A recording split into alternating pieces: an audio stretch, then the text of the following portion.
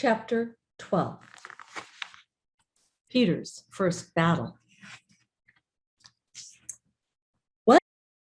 The White Witch were saying all this miles away. The beavers and the children were walking on hour after hour into what seemed a delicious dream. Long ago, they had left their coats behind them, and now they'd even stopped saying to one another, "Look, there's a kingfisher," or "I say, bluebells. What was that lovely smell?" Or "Just listen to that thrush." They walked on in silence, drinking it all in, passing through patches of warm sunlight into cool green thickets and out again into wide mossy glades where tall elms raised their leafy roof far overhead, and then into dense masses of flowering currant and among hawthorn bushes where the sweet, sweet smell was almost overpowering. They had been just as surprised as Edmund when they saw the winter vanishing and the whole wood passing in a few hours or so from January to May. They hadn't even known for certain, as the witch had, that this was what would happen when Aslan came to Narnia. But they all knew that it was her spells which had produced the endless winter, and therefore they all knew that when magic spring began something had gone wrong, and badly wrong, with the witch's schemes. And after the thaw had been going on for some time, they realized that the witch would no longer be able to use her sledge.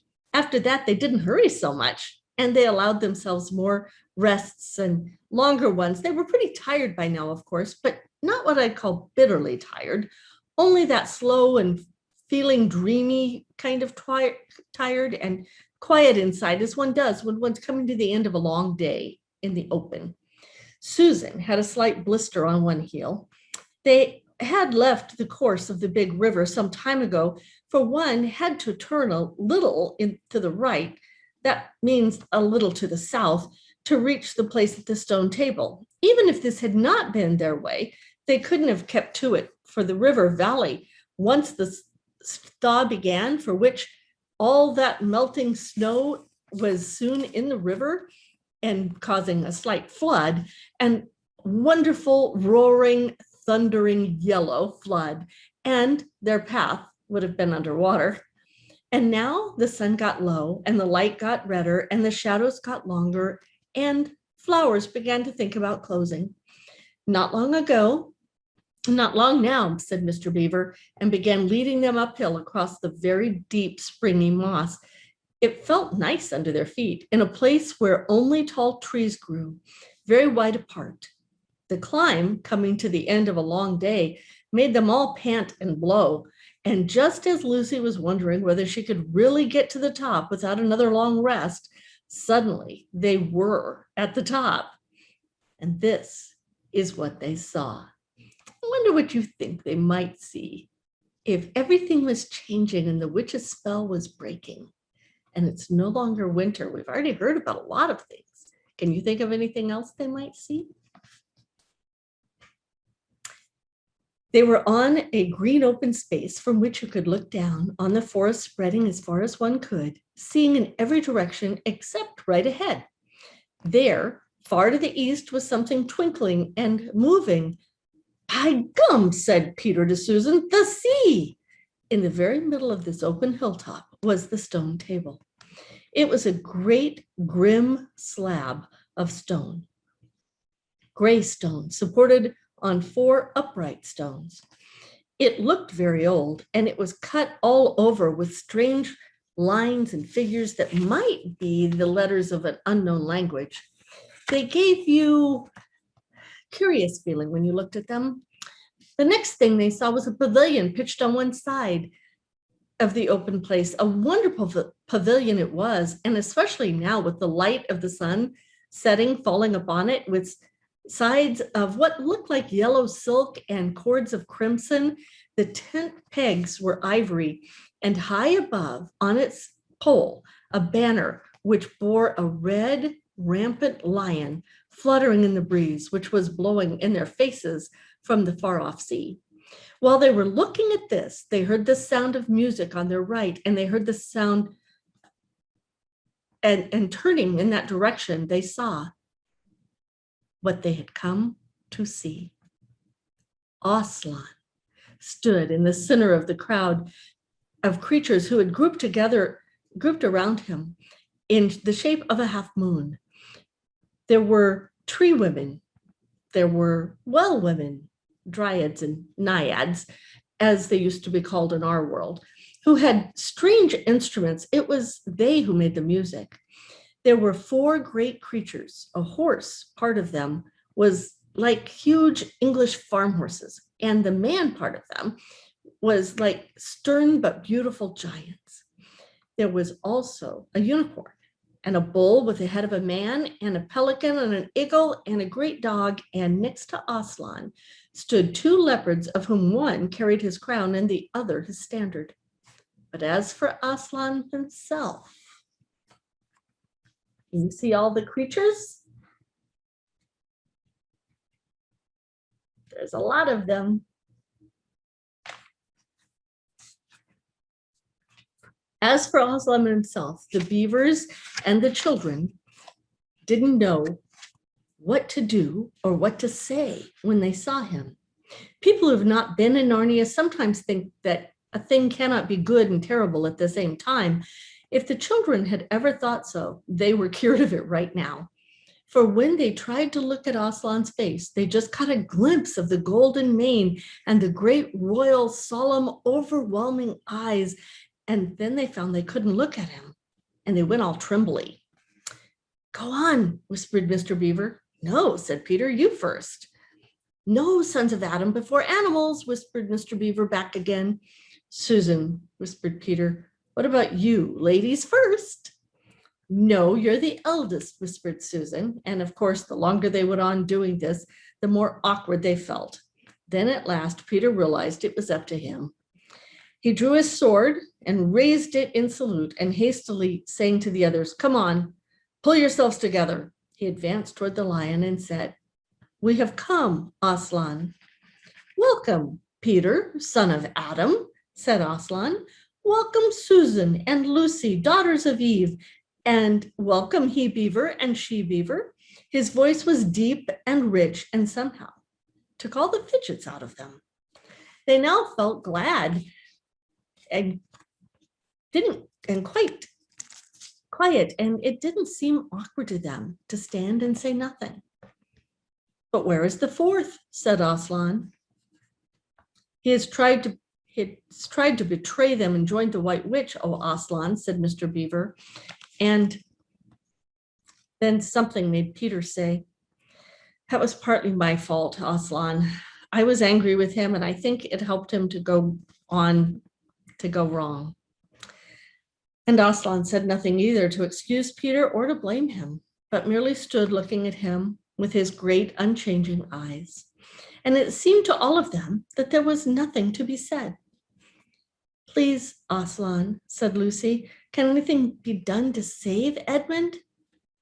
"All shall be done," said Aslan, "but it may be harder than you think." And then he was silent again for some time. Up to that moment, Lucy had been thinking how royal and strong and peaceful his face looked, and now suddenly it came into her head that he looked sad as well. But next minute, that expression was quite gone. The lion shook his mane and clapped his paws together, terrible paws, thought Lucy, if he didn't know how to velvet them, and said, "Meanwhile, let the feast be prepared. Ladies, take these daughters of Eve to the pavilion and minister to them." When the girls had gone, Aslan laid his paw, and though it was velveted, it was very heavy, on Peter's shoulder and said, "Come, son of Adam, and I will show you a far-off sight of the castle where you are to be king." And Peter, with his sword still drawn in his hand, went with the lion to the eastern edge of the hilltop. There a beautiful sight met their eyes. The sun was setting behind their backs. That meant the whole country below them lay in the evening light, forests and hills and valleys, and winding away like a silver snake, a lower part of the great river. And beyond all of this, miles away, was the sea, and beyond the sea, the sky full of clouds, which were just turning rose color in the reflection of the sunset. But just when the land of Narnia met the sea, in fact, at the mouth of the great river, was something on a little hill, shining. It was shining because it was the castle. And of course, the sunlight was reflected from all the windows, which looked toward Peter and the sunset. But to Peter, it looked like a great star resting on the seashore. That, oh man, said Aslan, is Kar Paraval, and the four thrones in which what you must sit, in one of which you must sit as king. I show it to you because you are the firstborn, and you will be the high king over all the rest. And once more, Peter said nothing, for at that moment, a strange noise woke the silence suddenly. It was like a bugle, but richer. It's your sister's horn, said Aslan to Peter in a low voice, so low as to almost purr.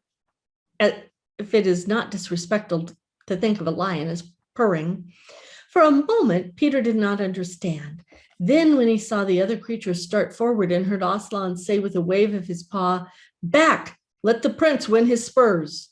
He did understand and set off running as hard as he could to the pavilion. And there he saw a dreadful sight.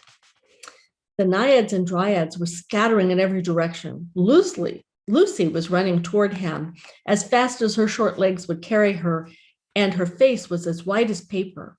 Then he saw Susan make a dash for the tree and swing herself up, followed by a huge gray beast. At first, Peter thought it was a bear.